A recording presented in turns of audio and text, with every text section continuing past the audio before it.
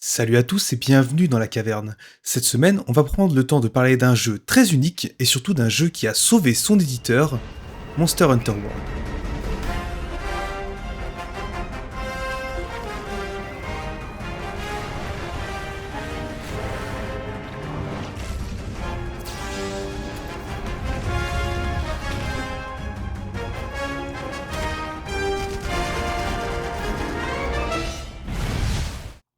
Monster Hunter World est un jeu développé par Capcom et sorti en 2018 et qui appartient à sa propre sous-catégorie de jeux vidéo. On peut pas vraiment dire que c'est un RPG ni que c'est un jeu d'aventure, on peut surtout dire que c'est un Monster Hunter. Vous allez comprendre.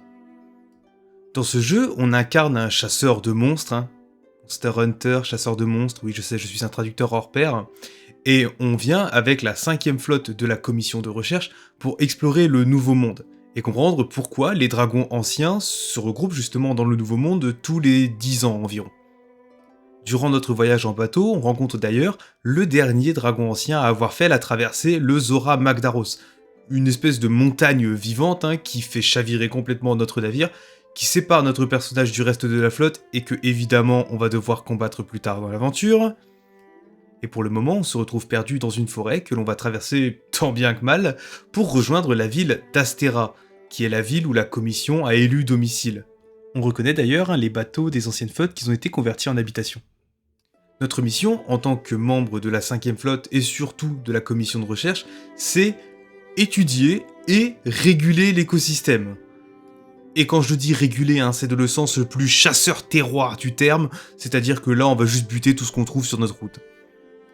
Donc pour faire simple, la boucle de gameplay, c'est on arrive dans une zone, seul ou jusqu'à 4 joueurs en coopération, on traque un monstre, on lui casse la gueule, et ensuite on va réussir à forger des armes et des armures grâce à ce qu'on aura dépecé sur le monstre.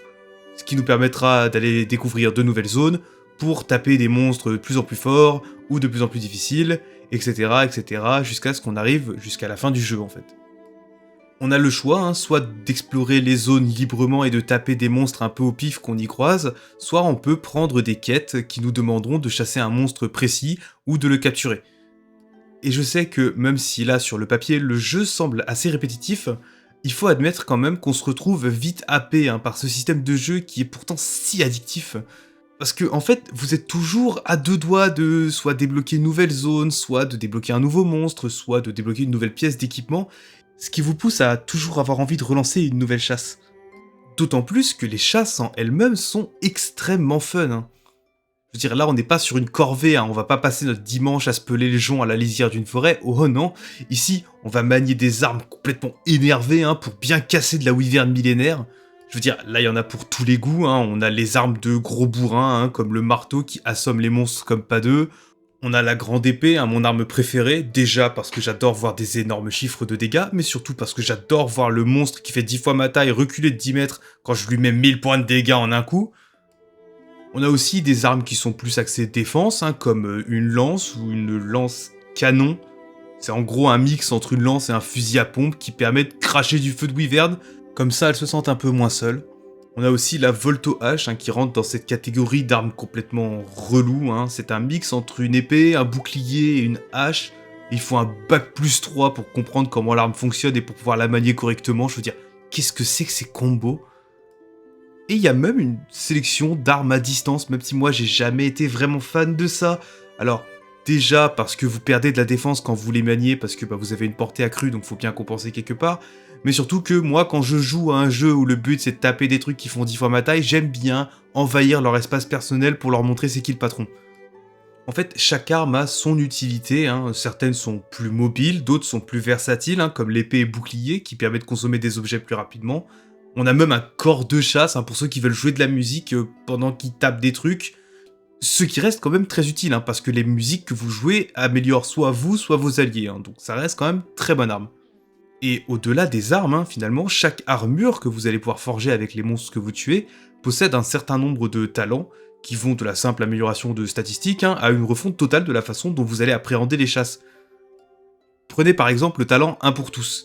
C'est un talent qui vous partage vos effets de soins entre vous et les autres membres de votre groupe. Ce qui vous transforme en soigneur, vous buvez une potion et les autres membres du groupe se retrouvent soignés aussi.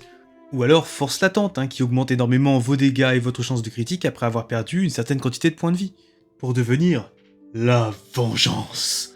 En gros, Monster Hunter est un jeu qui part d'une boucle de gameplay qui semble extrêmement simple, mais qui va garder quelques éléments qui vont complexifier par-dessus. Par exemple, une fois que vous avez bien compris comment fonctionnent les systèmes de talents des armures, vous allez pouvoir y rajouter des joyaux qui vont améliorer certains talents. Ce qui rajoute déjà un certain niveau de complexité quand vous créez vos équipements, mais surtout quelque chose qui arrive quand vous avez compris déjà les principes de base du jeu. Car le jeu ne donne accès aux joyaux qu'une fois que vous avez compris comment fonctionnaient les talents, les accessoires de chasse, votre équipement et celui de votre palico, qui est un chat qui vous accompagne dans l'aventure.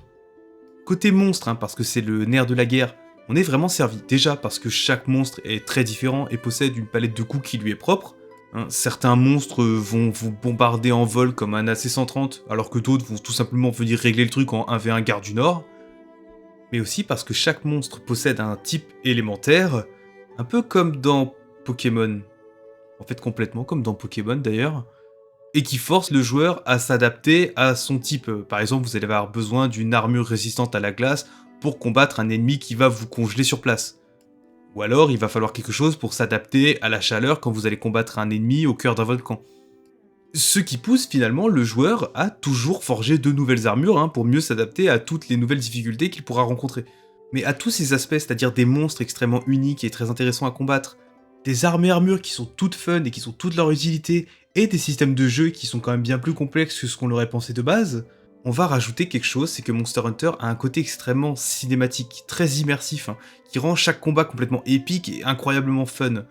Je veux dire, les animations des armes sont vraiment aux petits oignons, on sent vraiment le poids derrière chacun des coups que notre personnage donne, ce qui va être encore plus exacerbé quand le monstre va d'un coup reculer parce que vous lui avez brisé une partie du corps ou que vous lui avez coupé la queue. Ou encore ce sentiment de puissance quand vous vous accrochez au monstre et que vous l'envoyez repeindre le mur avec son lobe frontal ou que vous le faites dégager 40 mètres plus bas. Ou ces moments magiques où vous sautez depuis une corniche pour arriver sur le dos du monstre et que vous vous lancez dans un rodéo où le but c'est juste d'épuiser la bête pour la mettre au sol et encore mieux lui péter les gencives. Je veux dire, je me lasserai jamais de tous ces petits moments dans Monster Hunter et aussi par exemple de tous les environnements dans lesquels vous allez évoluer, qui fourmillent de vie, de tous ces écosystèmes qui semblent fonctionner toujours même si on n'est pas là, et de ces guerres de territoire qui se lancent quand deux monstres se rencontrent et qu'ils décident de tout régler en octogone sans règles. C'est pas n'importe quel cornichon, celui-là il est épicé. Ouais, cornichon sauce guacamole plus pepperino là. Oh. Oh,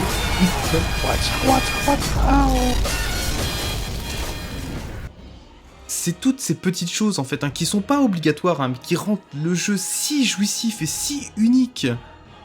Je veux dire, prenez par exemple ce moment incroyable dans le combat contre le Fatalis. Alors je sais, je triche, je prends littéralement le dernier monstre ajouté au jeu, et donc là on est en face du monstre le plus dur à battre du jeu, après un combat ultra intense pendant plus de 20 minutes où chaque erreur c'est le chaos assuré, retour à la base, et là on sort le Dragonator, on met un coup au monstre, il est sur ses derniers retranchements, ça y est, c'est maintenant, c'est la dernière ligne droite, c'est le combat final, et là la musique du boss s'arrête, et à la place on met le thème de Monster Hunter, le thème Proof of a Hero, le thème de votre personnage, parce que c'est votre moment de briller. Vous n'essayez plus de survivre au Fatalis, le Fatalis essaye de vous survivre.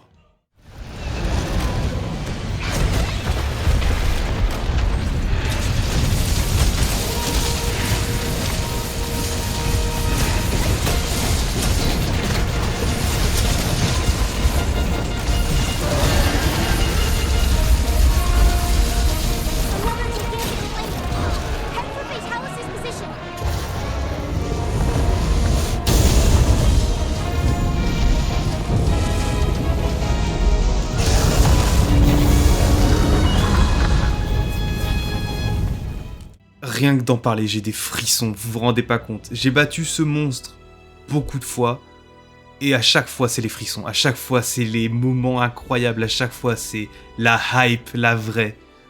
Et en plus, le jeu n'est vraiment pas avare en contenu, je veux dire, rien que dans le jeu de base, il y a déjà 31 grands monstres à chasser, dans juste Monster Hunter World.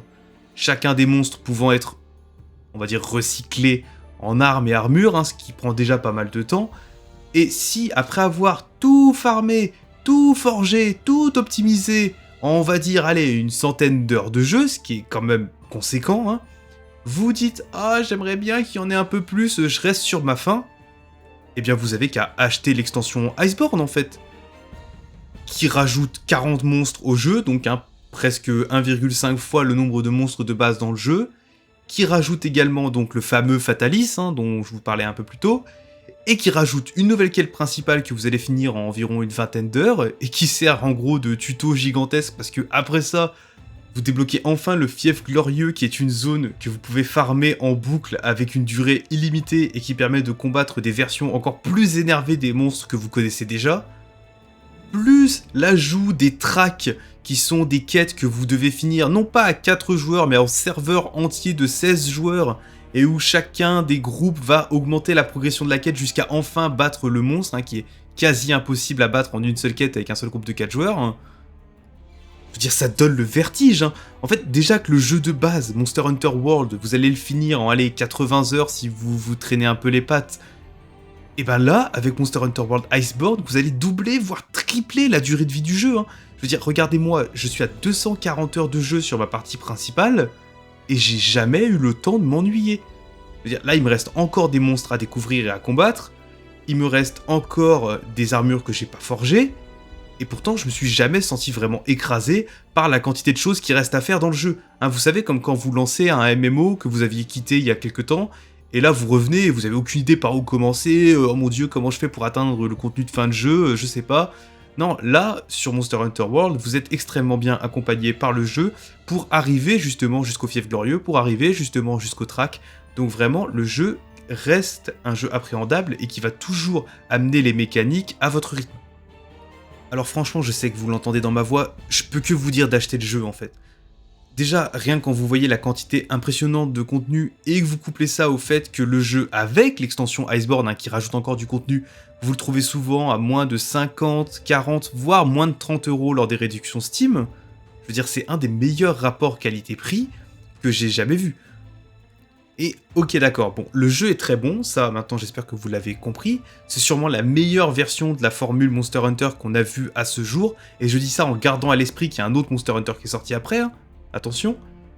Mais vous allez me dire, oui mais attends, plutôt tu nous disais que c'est le jeu qui avait sauvé Capcom.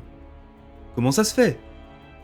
Restez là 2 secondes, je vais vous expliquer, mais pour ça il faut revenir un peu en arrière. Donc, pour remettre dans le contexte, hein, Capcom, c'est un éditeur de jeux japonais qui possède certaines des licences phares du jeu vidéo. Hein. Pour ceux qui ne connaissent pas Capcom, Capcom, c'est ça.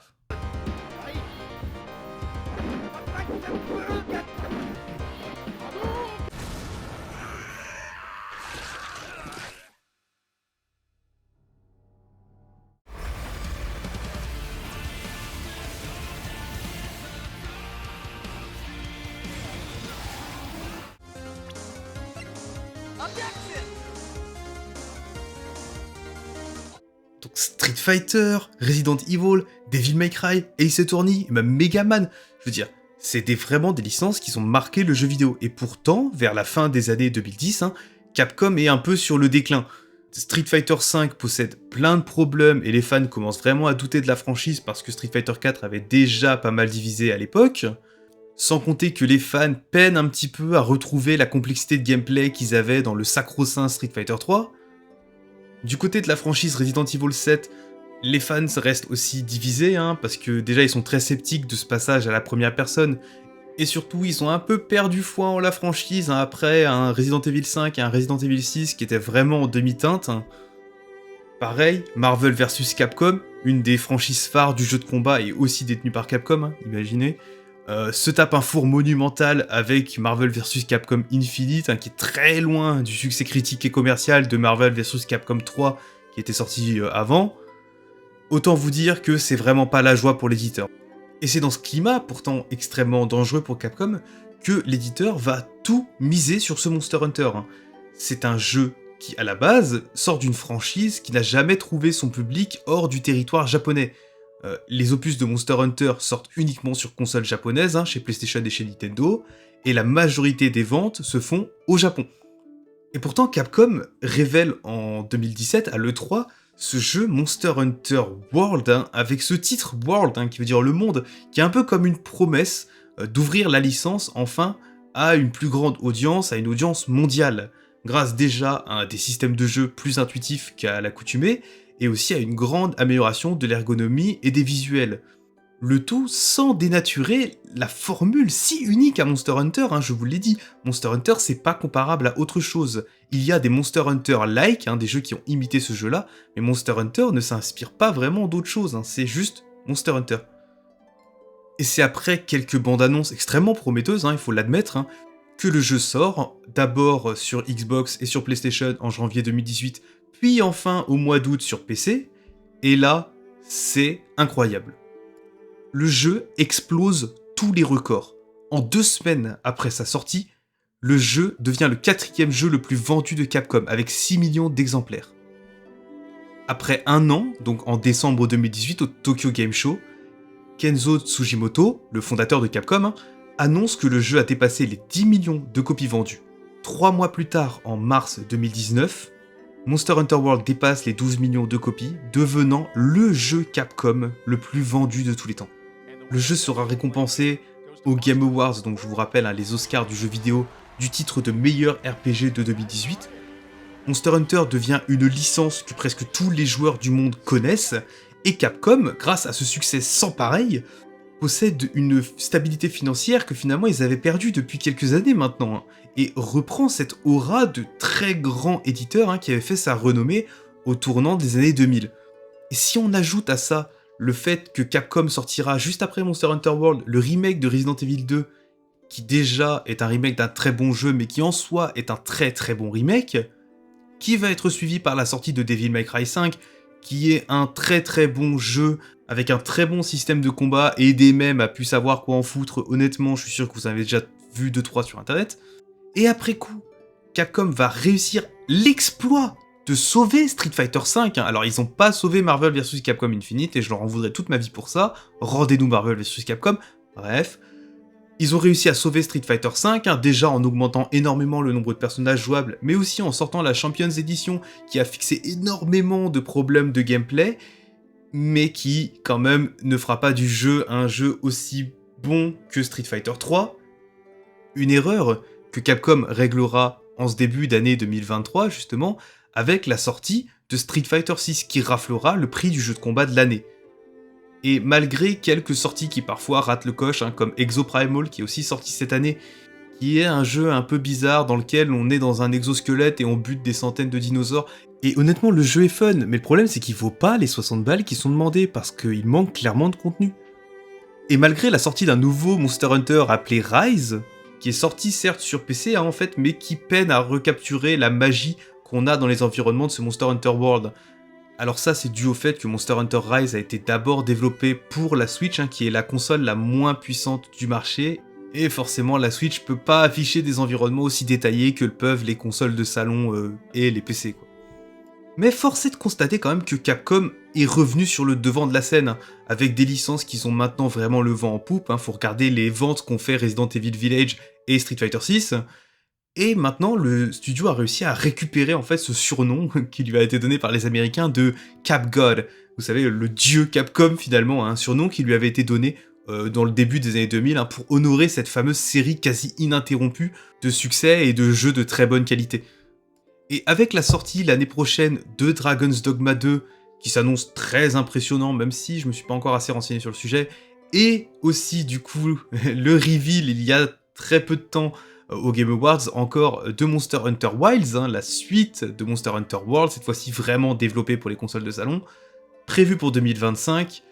J'espère vraiment de tout cœur que Capcom saura nous proposer un jeu aussi bon que ce Monster Hunter World, qui a réussi à tenir sa promesse, la promesse qui tient dans son nom, celle de conquérir le monde.